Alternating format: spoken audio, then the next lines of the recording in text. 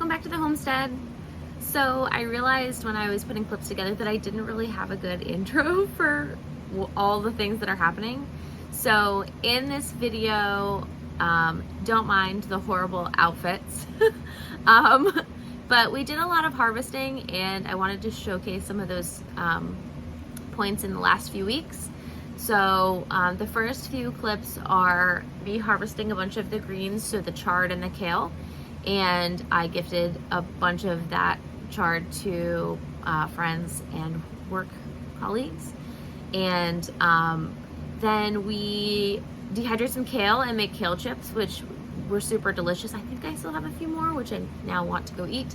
And then we talk about all the fun in the garden. So I hope that you enjoy this video and stick around to the end so you can see another quick garden overview.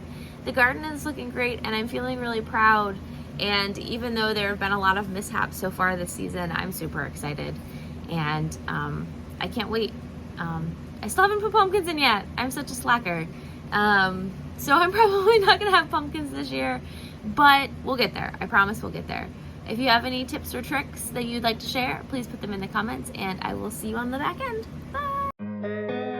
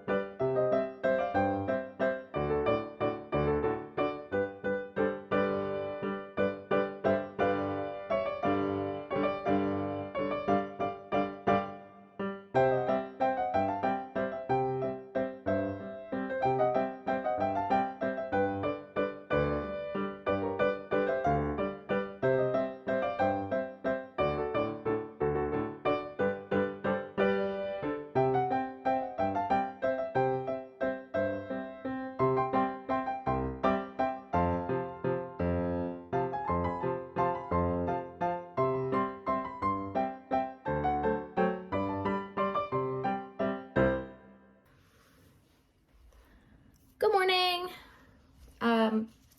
So the kale that I harvested, I am taking and just kind of ripping up or cutting up into more bite-sized pieces. I've already cut off all of the longer ends, and I'm going to throw it in this bowl and put some olive oil and salt and pepper on it, and then it's gonna go in the dehydrator, which is back here, so that I can make kale chips for myself, because I really like kale chips.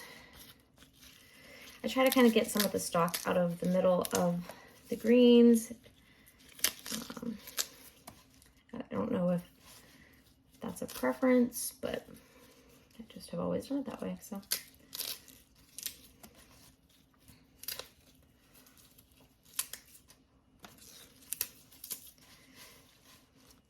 And so I harvested this kale last night, and then I just let it sit on my kitchen counter.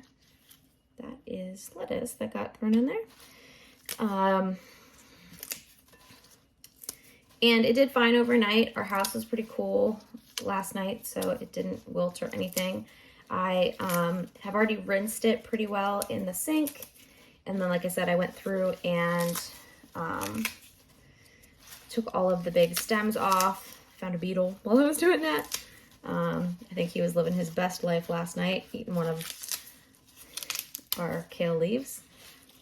But that's fine, we can feed them too. So doing this, and then I will prep a few trays for the dehydrator. I'm just doing a rough tear on them because they don't need to be perfect, and the pieces can be whatever sizes. As they dehydrate, they'll get smaller anyway, and some of these leaves are already pretty tiny, so just a quick tear. So I might need a bigger bowl. Just a quick non-measured olive oil.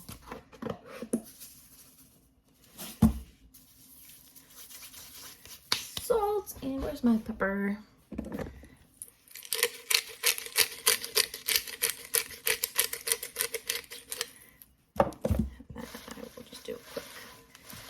Massage and flippity. Ah! You always lose some. It'll be fine. I just make sure the oil's kind of a little bit everywhere. And that's more for flavor than anything else. You can dehydrate it without anything on it if you really want to. But since I'm going to eat it as chips,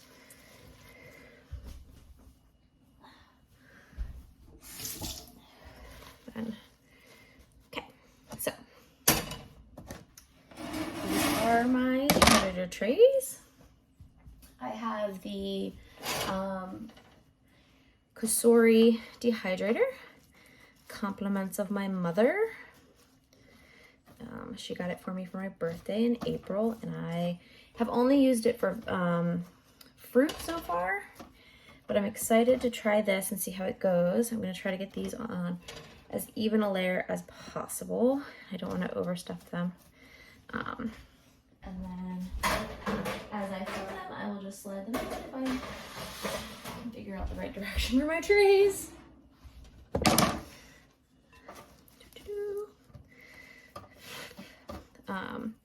I have a bunch of herbs that I'm probably going to dehydrate also. I harvested some dill last night, which right now I just have in a jar, and I'll use it for a little bit like that. And I got a really fun pickled zucchini recipe from a friend. So just refrigerator pickles.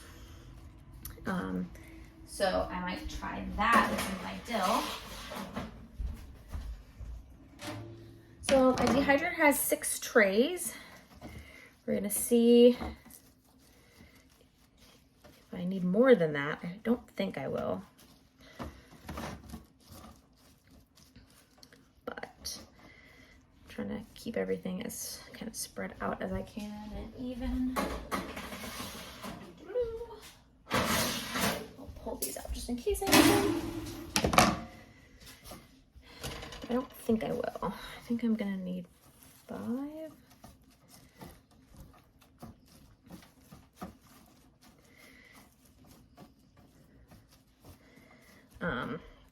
And so I try to do batches of like the same things together so that the taste and smell doesn't kind of interfere with each other. I've heard that if you do batches of things like onions with fruit, your fruit starts to taste a little oniony. But yeah, it looks like about 5 trays of our kale. So I'm gonna go ahead and throw that in there. Close her up. All right. And so I'm gonna put it on. Ooh. And give me 1 second. Needed to flip you around. So here's the dehydrator. It's already plugged in.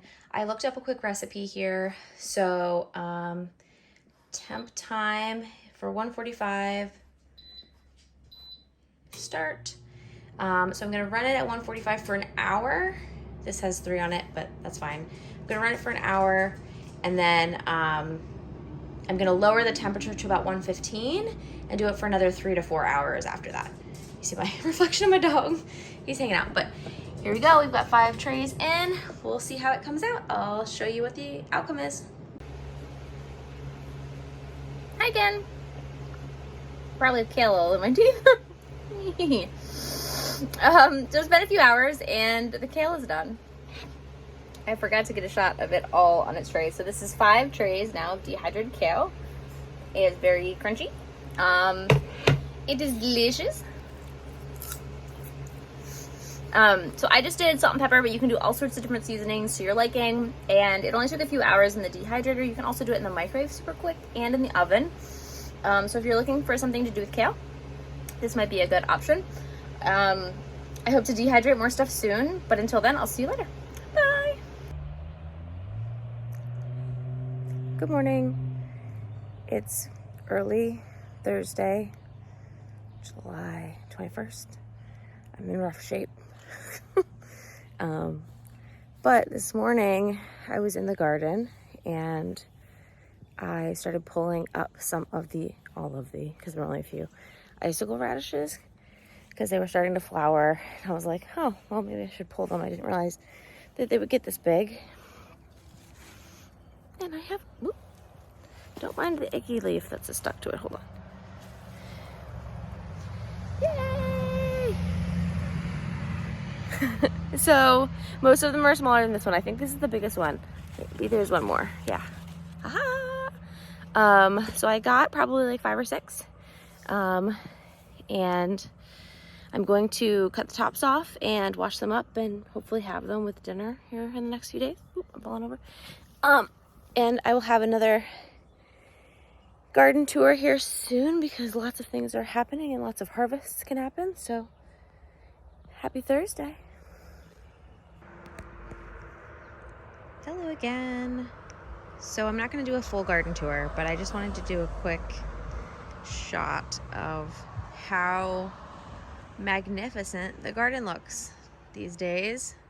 The dill is going crazy. I've got a bunch of spaghetti squash up on the trellis. These are the icicle radish that I just harvested. These are all turnips that are small right now, but hoping they get a little bit bigger. My greens that I harvested are already coming back. So I've got the chard that's starting to come back over here. And like I said, not a full garden tour, but just things I'm super excited about. So I've got this cabbage, which I'm super excited about. My beans are getting big and starting to flower, so I'm gonna have beans soon. Aren't they pretty? They're so pretty. I've got my peas. There's 2 different varieties that are already starting to have peas on them, so I'm excited to harvest a bunch of these. My broccoli is not broccoliing yet, but that's okay. And I've got a bunch of green tomatoes that are hopefully going to turn red here very soon. I've got a bunch of the cherry ones. These are my cutting tomatoes. And then I've got a bunch of Romas over here. I'm just so excited for tomato time. I have, let me flip around so you don't see my shadow over everything. Cucumbers are starting to flower. I've got some squash, butternut, lots of spaghetti, and I've been eating zucchini and summer squash. And then, super exciting, I have peppers growing. Look at them! I've got some shishito back here and some gypsy and some banana peppers. So, zoom. I'm so excited. So we're gonna keep on, and that's just a quick update. Garden's looking good. I'm super excited, super proud. So thanks for coming on this journey with me.